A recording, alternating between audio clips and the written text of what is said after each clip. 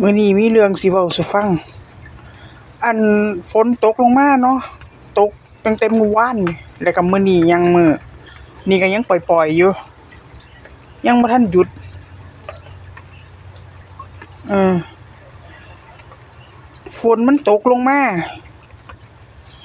ปลาข้อยตาย5ตัวปลาดุกล้วนๆเลยข้อยบ่รู้ว่ามันเป็นหยังมันน็อกน้ำบ่เพราะว่าน้ำนี่มันเป็นหลังคาใบจากเนาะจ้ะเนาะพอฝนตกมาน้ำอยู่หลังคาใบจากนี่มันก็ลงไปในบ่อเนี่ยใบจากแล้วก็ลงไปในบ่บ่รู้ว่าเป็นน้ำหลังคาบ่พอไปผสมกับน้ำบ่รู้มันเป็นจั่งใดของมันน่ะปลาตาย5ตัวเลยตื่นมื้อเช้ามาผัวข้อยมาเบิ่งฟูงโลงอยู่5ตัวตักออกตายทั้ง5ตัวเลยบัดนี้ผัวข้อยว่ามีแต่ตัวใหญ่ตายน่าว่าเป็นปลาดุกรัสเซียตายปลาดุกอุ้ยบ่ตายแปลกแท้บ่ฮู้ว่าเป็นหยังเนาะน้ำฝนมันหลายบ่คือจั่งใดมันน็อกน้ำบ่คือจั่งใดซั้นเด้เดี๋ยวนี้บ่ฮู้สาเหตุมันเป็นหยังบ่ซั้นก็น้ำหลังคานี่ล่ะน้ำใบจากนี่ล่ะน้ำใบจากมันเป็นสีออกแดงๆเนาะ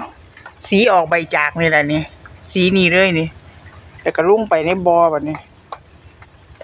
ปลาดุกข้อยตาย5ตัวมีแต่ตัวใหญ่ๆว่าซั่นผัวข้อยว่าผัวข้อยเอาไปฝังแล้วปลาดุกรัสเซียนั่นล่ะตายเสียดายหยังวะกินไป3ตัวนึง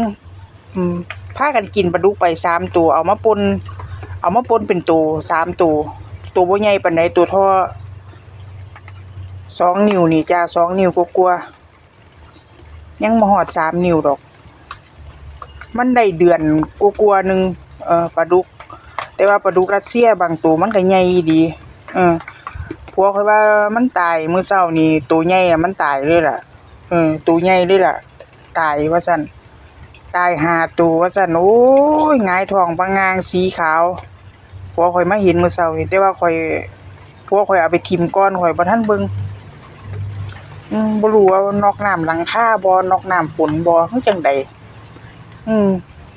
แต่ว่าน้ำก็อยู่ส่ำนี้ล่ะเมื่อวานนี่ดูดออกแล้วบัดนี้ฝนตกเมื่อคืนนี่แล้วก็มื้อนี้ยังมื้อน้ำขึ้นมาเพียงนี้แล้วสิได้ดูดอีกอยู่สิได้ดูดอีกอยู่เดี๋ยวจักหน่อยก็ได้ดูดออกเอาส่ำนี้ล่ะนี่อันมาเว้าสู่กันฟังเนาะ